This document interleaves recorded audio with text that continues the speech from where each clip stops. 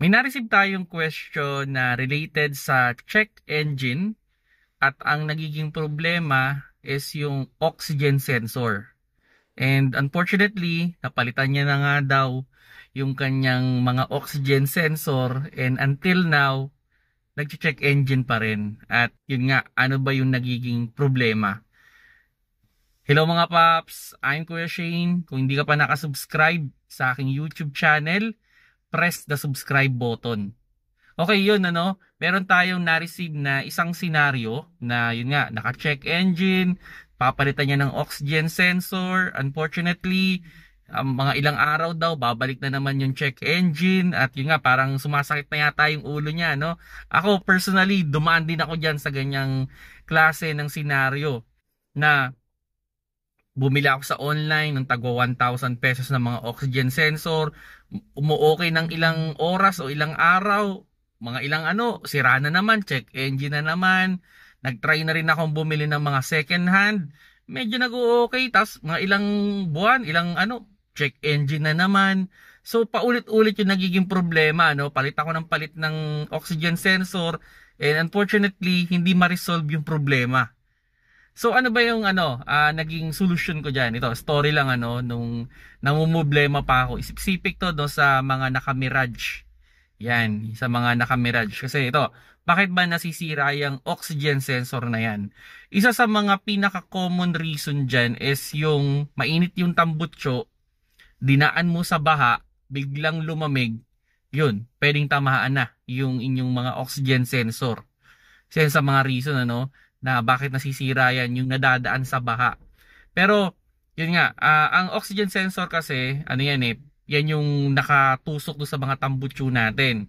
So normally, meron yan dun sa bago dumating ng catalytic converter, then meron yan after the catalytic converter. So laging common din nasa pagitan niya ng dalawa.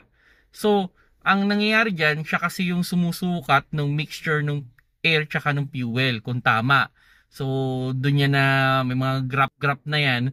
Then eventually, para mas maging fuel efficient yung ating sasakyan o mas maganda yung takbo ng ating makina. Kasi pag sira yan, may tendency na pwedeng malakas siya sa gas. Minsan nga parang yumuyug-yug yung mabibrate yung makina. Yun, then ayun, nagche-check engine nga. So, ayun nga, ano yung nangyari doon sa ginawa ko? Ito yung mga naging story dyan eh. Bumili ako sa online, palpak. So bumili ako sa at ito pa ako niyan yung pa kami yung ano bang tawag doon, swap palit, parang ganon. Sige, okay. Oo, ako na nagtanggal, ako pa nagkabit, swap palit kami. Sige, okay. Tapos bumili pa ako doon sa doon yung nagpagawa pa ako sa iba. Okay, sige, ganon. Kasi kumbaga talagang mas masakit na ulo ko sa kanya eh. Okay, sige, may scanner siyang mas maganda eh. Okay, sige. Yun, wala, mga ilang buwan bumabalik din yung problema. So ano yung naging ending? Ang pinaka naging ending niyan, yun, luckily nakahanap ako ng buo na tambutso from header, catalytic converter hanggang sa resonator. Yun, buo yun. Kinuha ko lahat. Tapos yun nilagay ko. Then yun, afterward, okay na. So, hindi ko alam kung ano. Actually, umabot pa ako sa point na nilinisan ko pa yung catalytic converter, binabad ko sa sabon, nilinisan ko pa siya nung yung oven, yung spray pang oven cleaner. Ginawa ko pa yun, winash out ko pa siya ng pressure washer. Walang epekto. So, ang pinaka-ending, ang nangyari doon is yun, bumili na lang ako ng buo. And actually second hand din eh, and mababa naman yung tinakbo ng kotse. So okay siya kasi kung bibilin ko yun parang papatak daw yun ng mga mga 50,000 mahigit. Pero nabili ko lang ng mga I think mga 7,000 ganun. So okay naman din, second hand naman kasi. Yun nga lang, ako yung nagtanggal kabit kasi parts out naman yun. So yun yung naging story ko So yun, sa mga may problema sa oxygen sensor, pabalik-balik na yung check engine, tapos oxygen sensor yung nagiging error, tapos palit kayo ng oxygen sensor pero hindi pa rin nare-resolve yung problema.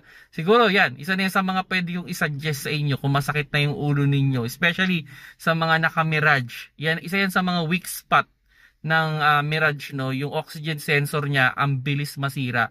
Pero commonly ang nasisira diyan muna yung ibabaw. Yung ibabaw naman yun. So, pag may iba, pag pinalitan mo, umu-okay na siya eh. So, ang pinaka-tip ko sa inyo, no, kung masisiraan kayo ng oxygen sensor, hanap na kayo nung talagang reliable na gagawa. Ayan. Ako sa akin ang actually kinoment ko sa kanya, bumili ka ng oxygen sensor dito sa shop na to. Kasi may shop naman ako na doon ko binili yung oxygen sensor ko at halos walang naging problema na.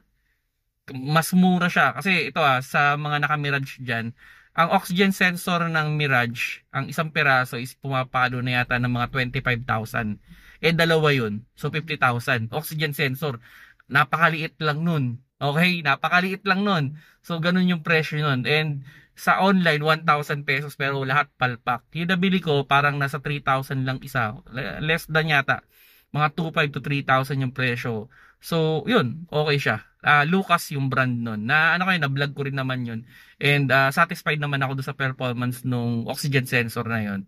So, yun. Then, pero, yun nga, umabot ako sa point na pinalitan ko yung buong tambucho from end to end para wala nang problema. And yun, na-resolve ko yung problema ng aking yung check engine na ang ending naman pala hindi naman talaga pala oxygen sensor yung pinaka may problema.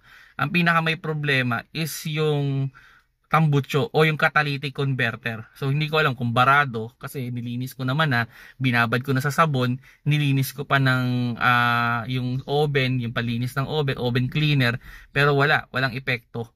Okay? So yun mga paps, no, sa mga magkukotse dyan na sumasakit na yung ulo sa check engine ng kanilang sasakyan at yun nga, ang naging problema ay oxygen sensor pero napapalitan na nila yung kanilang oxygen sensor.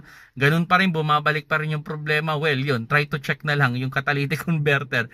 Baka yun na nga ang problema at baka dito nagkaroon na kayo ng idea, no? Kaya sa mga nagkukotse dyan, yun, especially sa mga naka-Mirage, wag na wag ninyong ibabaha. Yan na yung suggestion ko sa inyo. Wag na wag siyang idadaan sa baha na tipong aabot to sa tambucho kasi baka ang ending ito ang maging problema ninyo at sadly napakamahal niya kung ipapagawa mo at minsan pabalik-balik yung problema, sasakit ang ulo ninyo.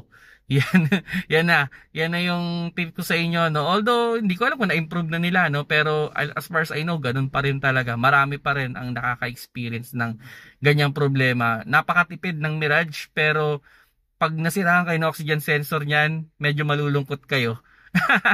So yan mga paps, no, sana nakakuha kayo ng konting idea especially sa mga naka-Mirage kasi itong scenario na to galing to doon sa aking yung kinikwento ko sa inyo, nanggaling to doon sa pag-own ko ng Mirage na umabot naman ng 320,000 kilometers na hindi naman na-open yung engine tsaka yung transmission pero sumakit ang ulo ko pagdating sa oxygen sensor at ang naging ending lang pala ay kailangan ko lang palitan pala yung buong tambucho at na-resolve ko yung problema. Kung nagustuhan nyo yung video, paki-like na lang mga paps.